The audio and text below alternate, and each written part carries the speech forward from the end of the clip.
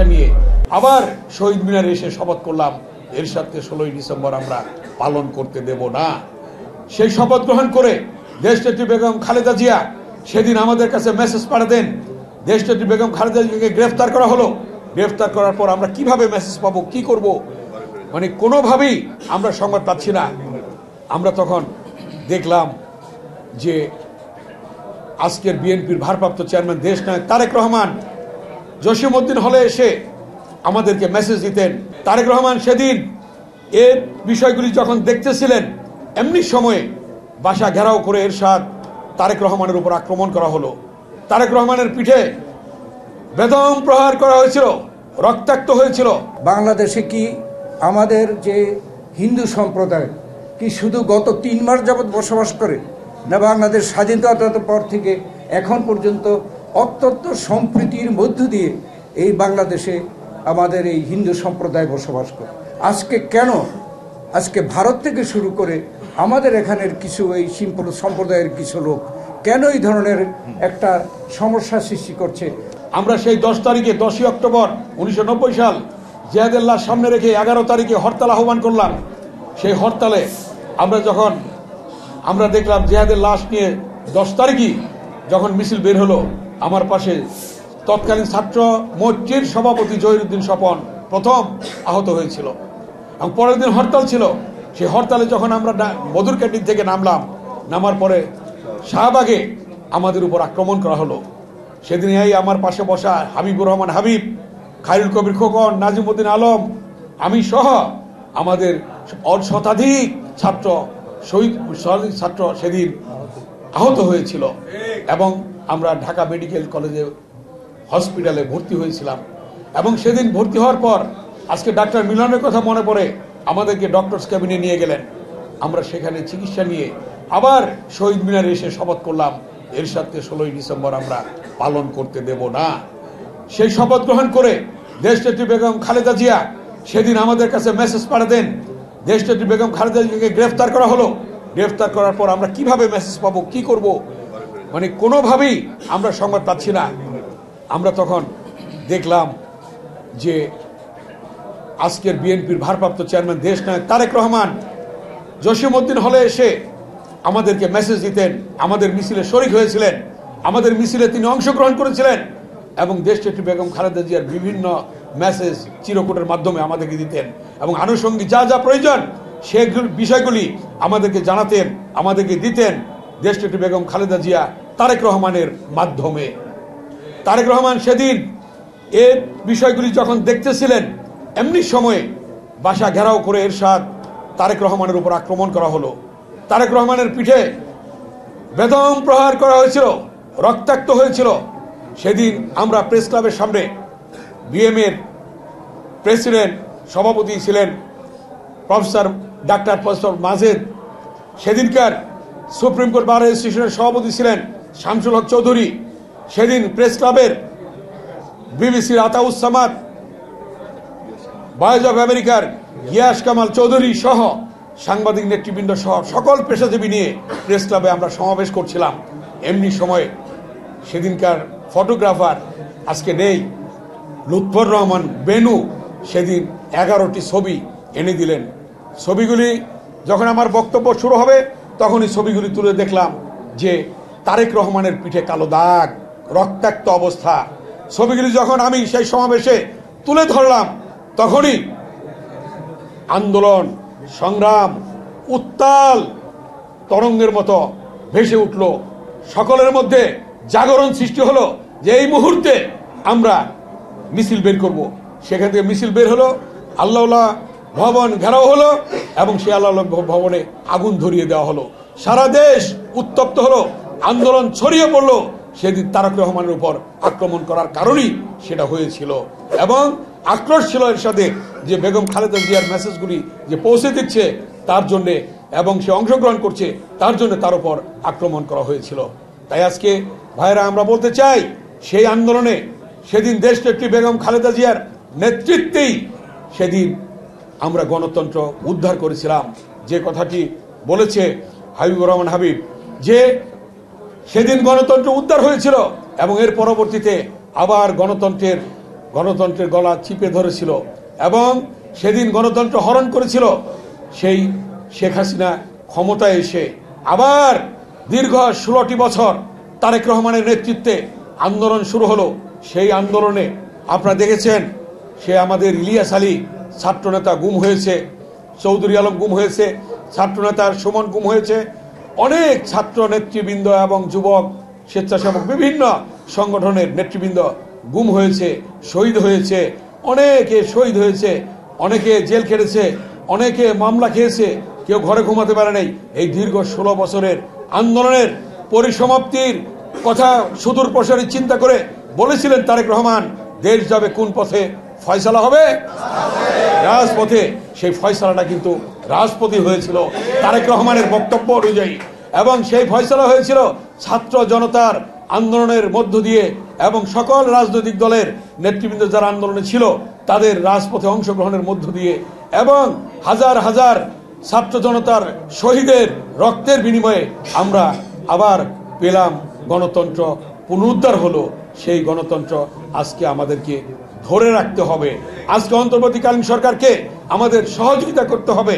আজকে ষড়যন্ত্র শুরু হয়েছে, চক্রান্ত শুরু হয়েছে অন্তর্বর্তীকালীন সরকারের বিরুদ্ধে, দেশের বিরুদ্ধে, দেশের মানুষের বিরুদ্ধে, স্বাধীনতার বিরুদ্ধে, সার্বভৌমত্বের বিরুদ্ধে। আজকে দেখা যাচ্ছে ষড়যন্ত্র। এই ষড়যন্ত্রকে মোকাবেলার জন্য ইতিমধ্যেই আজকে প্রধান যে উপদেষ্টা তিনি সকল রাজনৈতিক দলকে ডেকেছিলেন। সেদিন আমরা দেখলাম যে আমাদের দলের পক্ষ থেকে নেতৃবৃন্দ গিয়েছিলেন, সেদিন বক্তব্য রেখেছেন আজকের যিনি প্রধান অতিথি আমাদের বিএনপির সিনিয়র স্থায়ী কমিটির সদস্য সাবেক মন্ত্রী ডক্টর খন্দকার মোশাররফ হোসেন স্যার। অতএব যে জাতীয় ঐক্যের ডাক দিয়েছেন, এই জাতীয় ঐক্যের ডাক এসেছে, অথবা সকলকে ঐক্যবদ্ধভাবে এই ষড়যন্ত্র মোকাবেলা করতে হবে।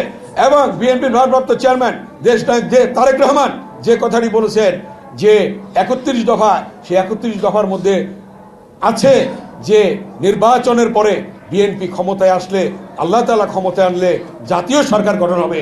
সেই জাতীয় সরকারের পথ আজকে সামনে এগিয়ে যাচ্ছে। নির্বাচন হবে, সেই নির্বাচনের মধ্য দিয়ে বিএনপি ক্ষমতায় আসলে জাতীয় সরকার গঠন হবে। এটাও দেশ নায়ক তারেক রহমান বলেছেন 31 দফার মধ্যে।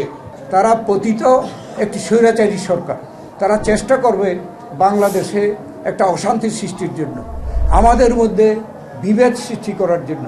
সেই চেষ্টাগুলো যে করছে আপনারা নিজেরা সকলেই টের পাচ্ছেন। সেখানে আজকে আমাদের সকলের প্রয়োজন, জাতির প্রয়োজন যে এই সরকারকে, তারা যেহেতু অন্তর্বর্তীকালীন সরকার, এই সরকারের প্রধান বলেছে শেখ হাসিনা অন্যায়ভাবে ক্ষমতায় টিকে থাকার জন্য সরকারের যতগুলো প্রতিষ্ঠান আছে তারা ধ্বংস করে দিয়ে গেছে, এবং এই সরকারের যে প্রধান উপদেষ্টা বলেছেন সেই সকল ক্ষেত্রে সংস্কার করার তাদের ওয়াদা। তাই আমরা আশা করছি যত দ্রুত সম্ভব এই সকল ক্ষেত্রে সংস্কার করে, বিশেষ করে সবচেয়ে গুরুত্বপূর্ণ এবং অগ্রাধিকার হওয়া উচিত নির্বাচনের ক্ষেত্রে, নির্বাচনের পদ্ধতির ক্ষেত্রে যথাসম্ভব দ্রুত সংস্কার সাধন করা এবং নির্বাচনের একটি রোডম্যাপ দেওয়া। এটা আমরা আগেও বলেছি, সেই দিন আমাদের প্রধান উপদেষ্টা আহ্বান করেছিল, সেই দিনে আমরা এটা বড় ভালোভাবে উপস্থাপন করেছি যে আজকে যে সকল ছোটোখাটো সমস্যা নিয়ে আজকে আমরা দেখছি নানা রকমের ষড়যন্ত্র হচ্ছে। আজকে এই দেশে বাংলাদেশে কি আমাদের যে হিন্দু সম্প্রদায় কি শুধু গত 3 মাস যাবৎ বসবাস করে, না বাংলাদেশ স্বাধীনতার পর থেকে এখন পর্যন্ত অত্যন্ত সম্প্রীতির মধ্য দিয়ে এই বাংলাদেশে আমাদের এই হিন্দু সম্প্রদায় বসবাস করে? আজকে কেন আজকে ভারত থেকে শুরু করে আমাদের এখানের কিছু এই সিম্পল সম্প্রদায়ের কিছু লোক কেন এই ধরনের একটা সমস্যা সৃষ্টি করছে, সারা বিশ্বে বাংলাদেশের বদনাম করছে, আমাদের মানহানি করছে? একটাই উদ্দেশ্য, এখানে একটি বিশৃঙ্খলা সৃষ্টি করা। এই সরকারকে যাতে করে ব্যর্থ হয় সেই জন্য যত রকমের চেষ্টা তারা করবে। আর আমরা যারা এদেশের জাতীয়তাবাদী, গণতান্ত্রিক, দেশাত্মবোধে বিশ্বাসী, আমরা যারা স্বাধীনতা সার্বভৌমত্বে বিশ্বাস করি, গণতন্ত্রে বিশ্বাস করি, আমরা নিজের পায়ে দাঁড়িয়ে উন্নতির দিকে আমরা আশা করি, তাদেরকে আজকে ঐক্যবদ্ধ হতে হবে। আমরা এই ঐক্যের জন্য এর আগেও আহ্বান জানিয়েছি, বর্তমান সরকারের প্রধান উপদেষ্টাও আহ্বান জানিয়েছে। আমরা তাদেরকে সমর্থন দিয়ে এসেছি যে আজকে আমাদেরকে সকলকে ঐক্যবদ্ধ হতে হবে, সকল ধর্ম বর্ণ নির্বিশেষে। আমাদের নেতা শহীদ প্রেসিডেন্ট জিয়াউর রহমান এই সমস্যার সমাধান দিয়ে গেছেন। আমাদের এখানে হিন্দু, মুসলমান, বৌদ্ধ, খ্রিস্টান বলতে কিছু নেই। আমাদের আছে এদেশের নাগরিকের পরিচয় বাংলাদেশি, অতএব সকলে বাংলাদেশি। কেন এই ধরনের বিভেদ সৃষ্টির চেষ্টা হবে? কেন আমরা এটাকে সহ্য করব? আমরা যদি ঐক্যবদ্ধ থাকি, এখানে 18 কোটি মানুষ, কেউ বলে 20 কোটি মানুষ, যেটাই হোক 18 কোটিও যদি ধরি, 18 কোটি মানুষ যদি ঐক্যবদ্ধ থাকি, যে দেশই হোক না কেন আমাদের বিরুদ্ধে ষড়যন্ত্র করে তারা সফল হতে পারবে না। ইনশাল্লাহ আমরা সফল হব। এদেশের মানুষ পারে, সরকার পরিবর্তন করতে পারে। দেশনেত্রী বেগম খালেদা জিয়া এই গণতন্ত্রের স্বার্থে নির্বাচন প্রক্রিয়াকে সুষ্ঠু নিরপেক্ষ করার জন্য তত্ত্বাবধায়ক সরকার প্রথায় দেশে প্রচলন করেছিল, এবং তত্ত্বাবধায়ক সরকারের সময় এদেশের মানুষ প্রমাণ করেছে যে তারা নিজেরা ভোট দিয়ে সরকার পরিবর্তন করতে পারে। এই জনগণ 91-তে বিএনপিকে সরকারে পাঠিয়েছে, 96-তে আওয়ামী লীগকে পাঠিয়েছে, 2001-কে আবার বিএনপিকে পাঠিয়েছে। এদেশের জনগণ পারে। জনগণকে আন্ডার এস্টিমেট করার কোনো আমাদের মনে হয় কোনো সুযোগ নেই, উচিত নয়। জনগণের উপরে ভরসা করে জনগণ ঠিক করবে তাদের সরকার কে হবে এবং কিভাবে দেশ পরিচালিত হবে। সেই লক্ষ্যে আজকে আমাদেরকে ঐক্যবদ্ধভাবে আমরা এই এরশাদ পতনের দিনে আমরা আজকে আহ্বান জানাতে চাই বাংলাদেশের সকল জনগণকে, দল মত বর্ণ এবং ধর্ম নির্বিশেষে ঐক্যবদ্ধভাবে আমাদের দেশকে রক্ষা করা, দেশকে আমরা উন্নতির পথে এগিয়ে নেওয়ার জন্য, শান্তির সাথে বসবাস করার জন্য সব রকম ক্ষেত্রে ঐক্যবদ্ধভাবে আমরা অগ্রসর হওয়া। আমরা ঐক্যবদ্ধ থাকলে কেউ পারবে না আমাদের ক্ষতি করতে। যারা যত চেষ্টা করুক, অনেকে সাহস করছে, দুঃসাহস করছে, আমরা বলছি এটা আপনাদের দুঃসাহস।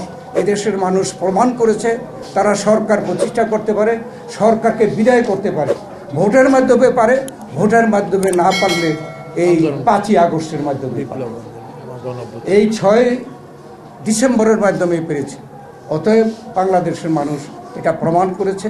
তাই আমরা জনগণের উপরে আমাদের সকল আস্থা রেখে আমাদেরকে ঐক্যবদ্ধভাবে অগ্রসর হওয়ার জন্য, ঐক্যবদ্ধভাবে আমাদের এই যে সরকার যে সংস্কারগুলো করতে চাচ্ছে সেগুলো দ্রুত শেষ করে আমাদেরকে নির্বাচনের দিকে যেতে হবে, এবং যত দ্রুত দেশে নির্বাচন হয় জনগণ ঠিক করবে আগামী বাংলাদেশ কীভাবে চলে। আপনাদের সকলকে ধন্যবাদ। আল্লাহ হাফেজ। বাংলাদেশ জিন্দাবাদ। কয়টা